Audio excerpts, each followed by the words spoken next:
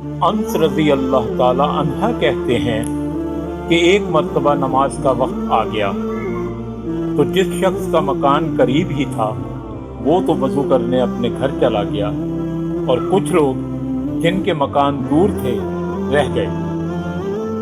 تو رسول اللہ صلی اللہ علیہ وآلہ وسلم کے پاس پتھر کا ایک لگن لایا گیا جس میں کچھ پانی تھا، اور وہ اتنا چھوٹا تھا کہ آپ صلی اللہ علیہ وآلہ وسلم اس میں اپنی ہتھیلی نہیں پھیلا سکتے تھے، مگر سب نے اس برتن کے پانی سے وضو کر لیا۔